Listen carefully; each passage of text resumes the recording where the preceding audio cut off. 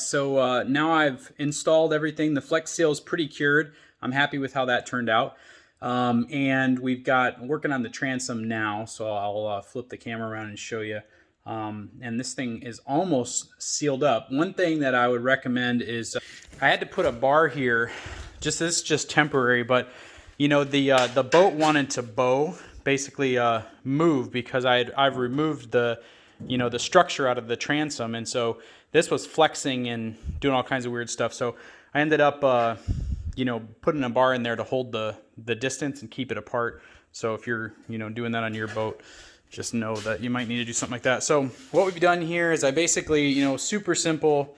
It looks complicated. It wasn't complicated. Basically, you just measure the height and then measure the distance and then make your line here, and you'll end up with a perfect triangle that will fit that angle. If you've got a right angle on one side, it's pretty easy to figure that out. So cut both of those pieces, cut a 2-inch piece of aluminum there, welded it all together, and then I welded these little ears on here. I noticed that because this was rounded when I cut it off, basically there was going to be a gap there. So what I did is I just cut it off at a 45, marked it, welded these plates there.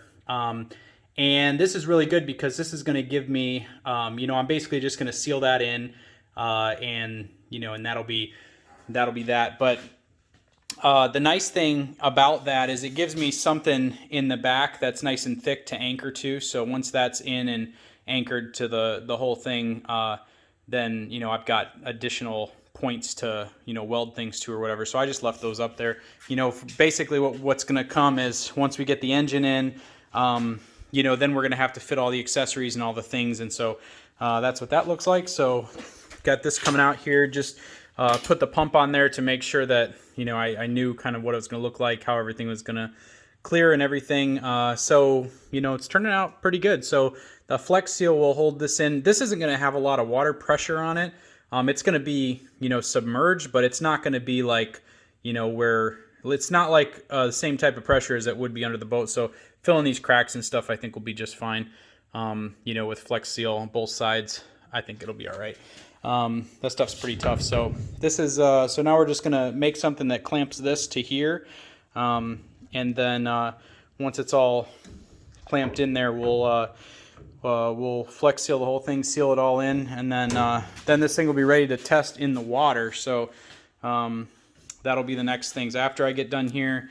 This has been a lot of work, but it's really mostly because I've never done it before, so trying to think through everything.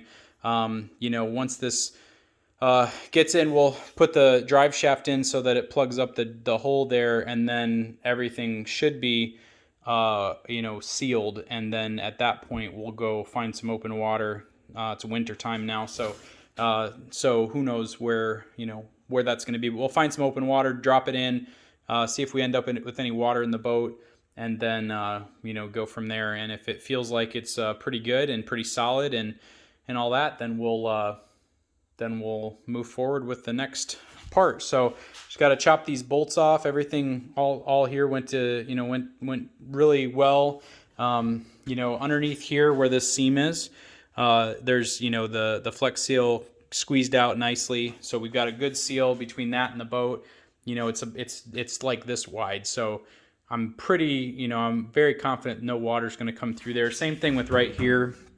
This is this much, or like about that much of metal that goes underneath there, and it's all Flex Sealed and then bolted. So I'm pretty confident that there's nothing, nothing's going to come in here either. So yeah, it feels good. It looks, looking good coming along, and so we're gonna keep going with this build and see what we can end up with. So I'm gonna basically fix this, get this finished and sealed, and then once we do that, it'll be time to water test it. We're all wrapped up on the transom part, which went really good. So I've got bolts going through the bottom here that you can notice go through there. That holds the bottom part together, and then I've got rivets riveting this piece to here, and then I'm going to put a brace across those two after the Flex Seal dries, just to hold it against the jet ski transom here. So this will be bolted to a piece that goes across here like this. And then I'm pretty sure got all the seams sealed, so it all came together good. And then inside here, it, you know, ended up looking pretty good. So we've got our bolts on the bottom, and then I riveted around. I actually managed to get a rivet into this 1/4 inch this way, so that, but I couldn't do it on the other side, so that wasn't duplicatable. But anyways, we've got my piece of angle here. This is nice and solid, and looks good. So we'll wait for that to dry, and then install the drive shaft and bearing and stuff, all the gasket and everything there to plug that hole. And once that's done, I believe it should be watertight. So then I've just got to I'm going to order a couple plugs, maybe just one, I don't know, because the plug was originally in the center of the boat, so now I've got to move that. But yeah, aside from that, it's all coming together. So got to nip off this piece of aluminum here, and then we'll be ready to go water test this baby. Back here working on the jet boats today, and I've got the jet pump installed. I'm about to the whole transom, everything is almost done. So I'll flip this around and show it to you in a second. Which it came together really great. The Flex Seal is actually a lot stronger than I thought it was going to be. It's holding really well. Now I'm working on getting a modification done for the jet nozzle. So I'll after I show you guys what happened here.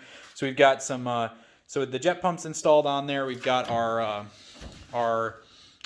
you know, this all super solid. This is actually not secured to this, so I can't even, you know, this is like rock solid, the bond between here and here. So I am going to still put a brace across here just to make sure that there's, you know, there's a physical, you know, versus just the Flex Seal. But this is very solid. I feel good about that.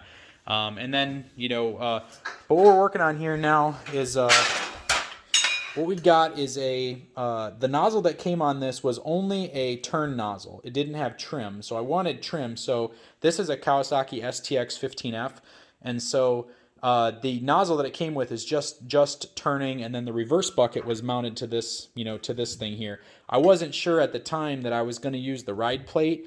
I ended up using it, but I wasn't sure that I was going to. So what happened was I ordered another nozzle, and I'll show that to you in a second. And basically, it's off of a different model. I can't remember if it's a Sea-Doo or something like that. Has the turn. It also has trim, and it has the reverse bucket all installed on the nozzle itself.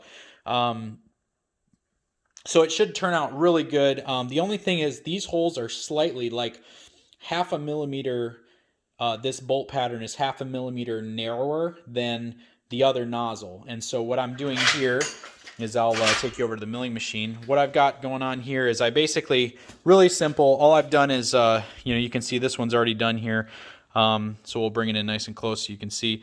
Basically, what we did here is, I can't get it to focus.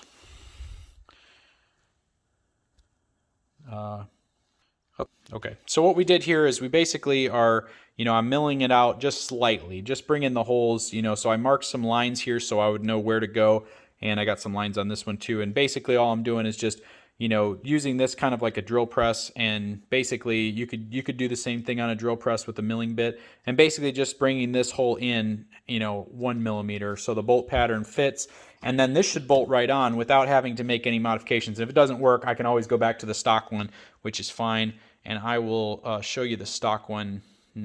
Okay, so this is the stock nozzle. Okay, it's the same diameter as the other one. It's just got a little bit different look here. And so what we've got over there on the milling machine is this part. And so you know, the stock nozzle, this is the other part of it here. You know, it was just turning, didn't have trim. So I got this one, which the reverse bucket's a lot nicer than the other reverse bucket I've got, so I've heard, but it's got trim, and it also has, you know, turning and stuff. So this will work really well, and will come together really good. So I just have to get those drilled out, and then I'll be able to install that, you know, this one versus this one on the back, and we should make a huge difference and make it much simpler. And you know, the one that, I mean, it was like hundreds. I mean, it might have even been like $1,000 or more for this from, you know, one of the other companies you know, the mini jet boat companies. This thing is actually, you know, they sell, you know, the nozzle and everything, it bolts right up. However, you know, this one was like, I don't know, $50 or $80 or something on eBay. So, so I took a chance on it, and it looks like it's going to pay off. All right, so that bolted up perfectly, and just for reference, I'm going to measure these two. All right, so we're going to measure in millimeters, just because it makes the math easy. So this is the output nozzle. We're at 86, and I can verify. I'll put it maybe in the description. And here we're at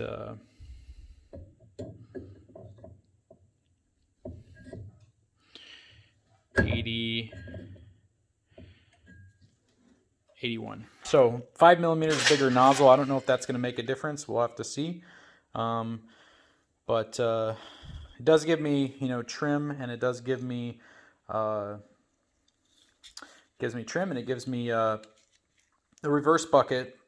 It's easy to move from one to the other. So we'll have to see how this goes and what it looks like, and then I do also possibly lose the automatic bilge here, depending on, you know, what these nozzles look like and how, you know, comes off and stuff like that.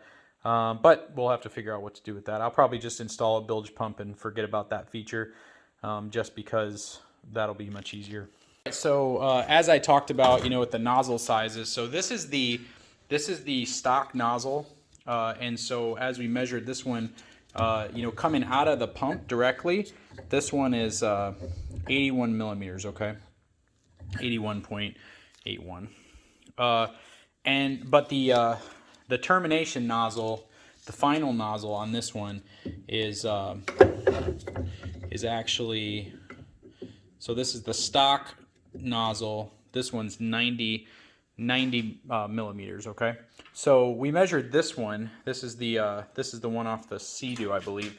And what we've got here, this one we measured it, and it was 86. So this is a bigger entry nozzle, but a smaller, and I'll measure this one. So this is 86 millimeters. The final nozzle here is 86. So ultimately, we're going to be smaller by 4 millimeters. So we'll see what that does. People say online that you know, that's going to be result in more top speed, less low end thrust, which may be good, may not be good. We'll see how the boat handles. But as you can see, you know, this is a great setup because it's got, you know, the turning. It's also got trim, so we can trim it up, and that's great. And then the reverse bucket obviously drops down. So sorry for the bad camera angle. So reverse bucket drops down, and that's what we got. So yeah, looking good.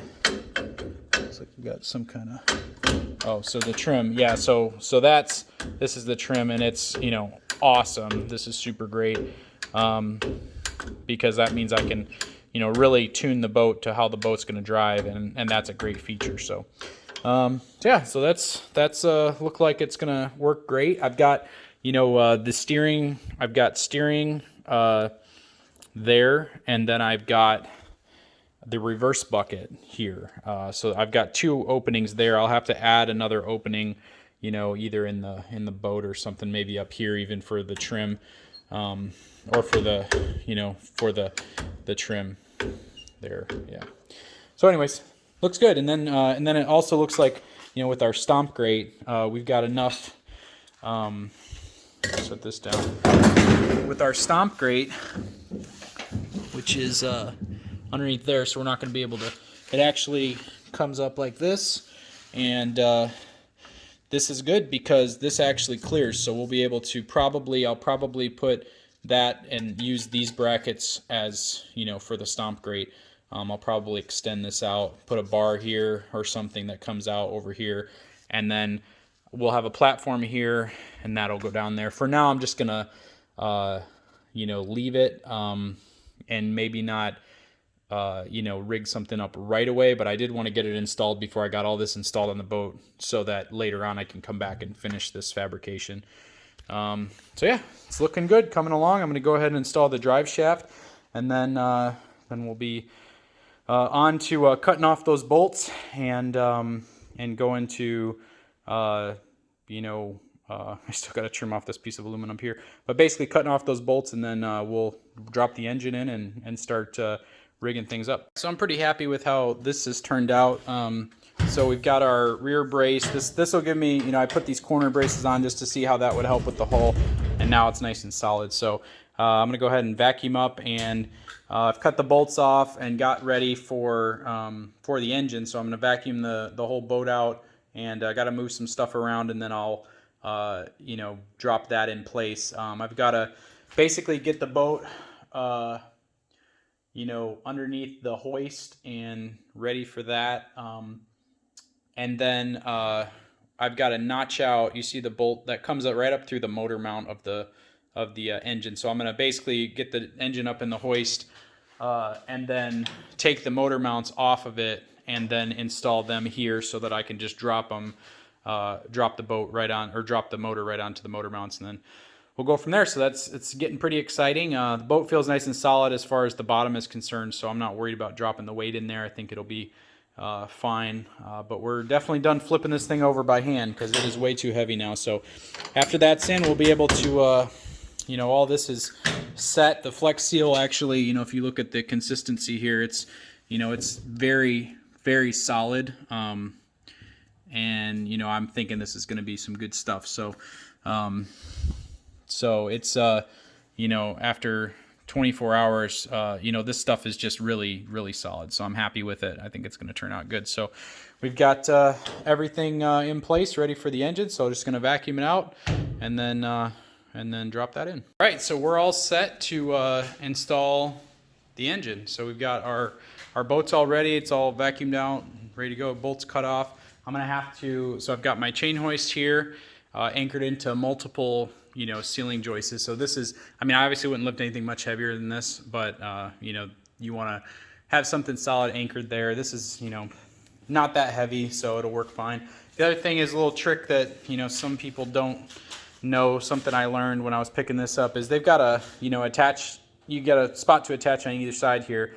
So if you put a little eyelet in your chain, you can hook a ratchet strap and balance the engine this way so that you can, lay it in there level and, not have to pick it up and dangle it and things like that. So that's how I do it. Sorry for the trash in the background. So yeah, so I'm gonna go ahead and disconnect I've got to notch out the engine mounts here for the bolts that I went through the hole with. But once I just detach this, then the engine will just hang in place, and I'll be able to go install the mounts in the boat first, and then I'll drop the engine onto the mounts. So I got the motor mounts in, notched this out, which I don't think is going to hurt anything.